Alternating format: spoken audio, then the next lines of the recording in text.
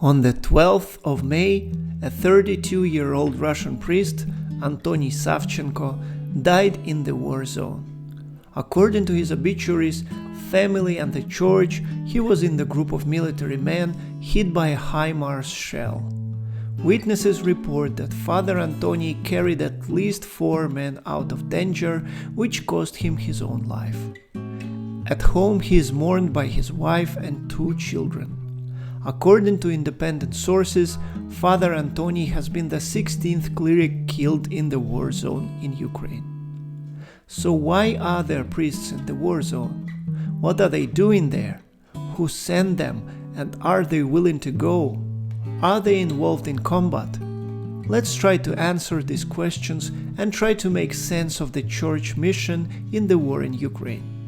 Russia has been an officially Orthodox Christian state for a little less than 1,000 years. Naturally, the clergy have been involved in most spheres of society and everyday life. Up until the Bolshevik Revolution and the official secularization of the Russian state, there were military chaplains offering sermons, prayers, and holy sacraments to the servicemen in war and peace. During the Civil War of 1918-1921, the anti-Bolshevik whites had many clerics on their side, preaching and giving their blessing against the godless Reds. In the Soviet time, naturally, any clerical involvement in the Red Army affairs was simply unthinkable. There have been, however, many known cases of clergymen serving in the army both before and after their ordination or taking monastic vows. Military service was and still is mandatory in Russia for most men, with some exceptions. A clerical status and religious beliefs were added as exceptions at different points of history, but during the Second World War, for instance, there was a total mobilization and neither clerical nor monastic status was taken into account. After the collapse of the Soviet Union, the influence of the Russian Orthodox Church grew significantly.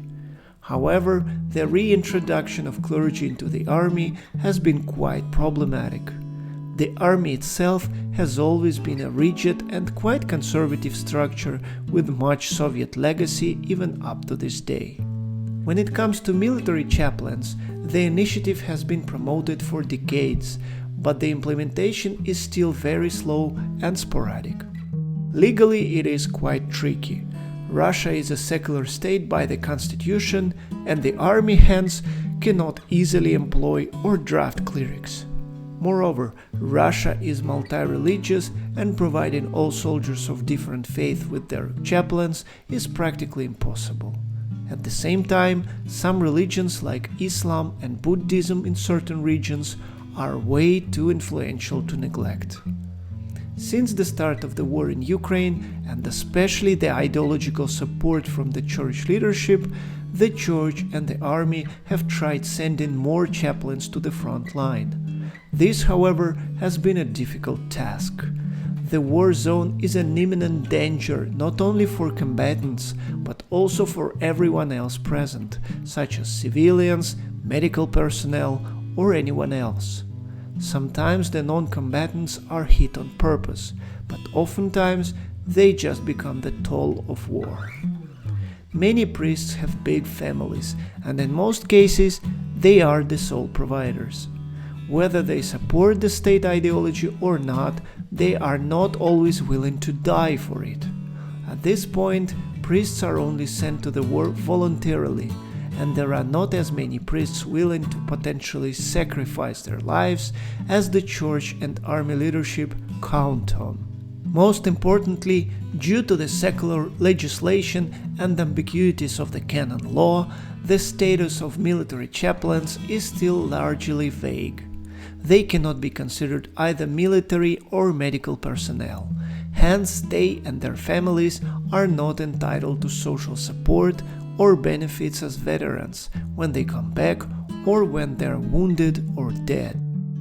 This problem is being actively discussed by the church and the state, but the war has been going on for 3 years already. The Christian activist group Christians Against War monitors the activity of Orthodox clerics in the war in Ukraine, and it is probably the only systematic source of information amidst censorship in Russia. According to them, there are 15 Orthodox clerics killed in the war, apart from Father Antoni, who hasn't been added to the list yet. Besides, there are dozens of other clerics either occasionally or constantly involved in the war. Going through the list and reading the stories of these men, we can make several interesting observations. The first obvious issue is the question of the role the clerics play in the war. According to the canon law, active ministers cannot bear arms and fight in the war.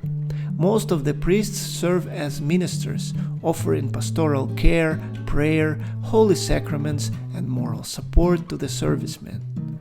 Many also provide sanitary help, even if not trained as medical personnel.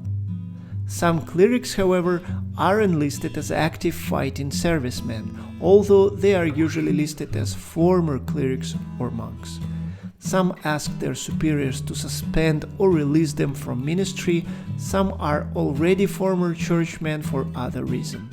However, there are always rumors or leaked videos of someone in clerical attire either holding firearms or even firing a shot, which are usually rejected by the church as either stage or as a misuse of attire by someone who is not in active ministry. I have already mentioned that all priests and monks on the front line have volunteered to be there in one way or another. Some are official military chaplains of the unit sent to the war, but most are there out of their own conviction. Either they believe the state narrative of fighting a holy war against the Nazis, the collective West, or Satan himself, or they believe in supporting their fellow Russian soldiers no matter what. All clergymen willingly go to the war. There is a number of monks, active or former, both ordained as clerics or not, but the majority of priests are married. Hence, many have children at home, 2, 3, 4, or even 6. If their father dies, and their mother is usually a homekeeper, the family quickly falls into poverty. Most war priests are of a relatively young age, being able to persevere through the hardships of war, and most of their children, consequently, are quite small. If you remember the point I often make when I discuss the Russian Orthodox clergy, the social, symbolic, and power inequality between married priests and monastic bishops is enormous. Apart from 1 or 2 ideologically motivated bishops who occasionally pay a visit to the relatively safe areas near the war zone, there have been practically no bishops directly involved in the war. Most leadership actively promotes Russian interests, condemns the enemies of the regime, and supports the cause, but none of them have come even near to risking their lives like the priests have. Bishops give their blessings, coordinate the ministries, and, if needed, serve the funeral service for priests killed in war. What if some of us don't support the war and see it as a great atrocity? Do we condemn the war zone priests and see them as evil? I don't think so. War is hell for all parties involved. Whether you side with the aggressors or defenders, the actual combat reveals the worst and the best humanity has to offer. Most of the war priests are genuine supporters of the cause to the point of sacrificing their own lives.